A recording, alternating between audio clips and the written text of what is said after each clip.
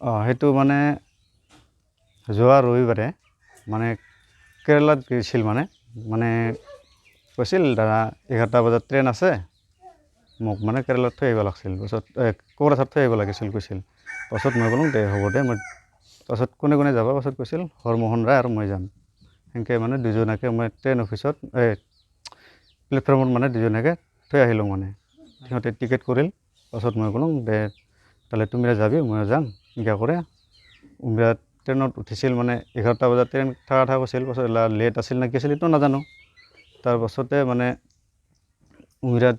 দুজনক গোটেই চাৰিয়ে মই মানে ঘৰত আহিছিলোঁ তাৰপাছত উমৰাত যোৱাৰ পাছত মই ফোন মাৰিছিলোঁ ফোন পোৱা নাই ছুইচ অফ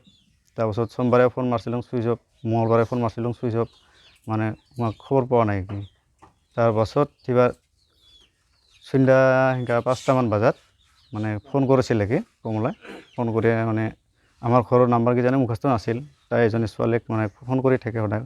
ভাল পায় বোলে তাৰপিছত সেই ছোৱালীজনীয়ে মানে আমাৰ ঘৰত ফোন কৰিছিল মানে কল কনফাৰেঞ্চত কথা পাতিছিল মাৰ লগত তাৰপিছত কৈছিল যে মা মোক সোনকালে লৈ যোৱা মই মানে এনেকুৱা মানে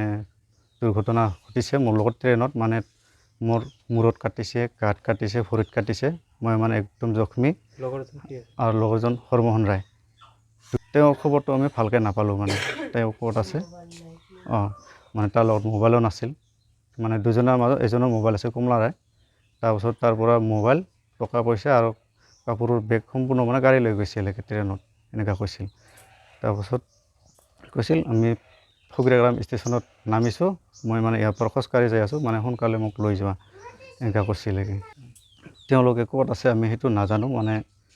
তাৰ কাৰণে আমি চিন্তিত হৈ আছোঁ মানে আমি এই পুলিচৰ ফালৰ পৰা আৰু লগতে ৰেলৱে CRPF ফালৰ পৰা আমি মানে সহায় সহযোগিতা বিচাৰিছোঁ যাতে বিচাৰি মানুহ দুজনক উলিয়াই দিয়ে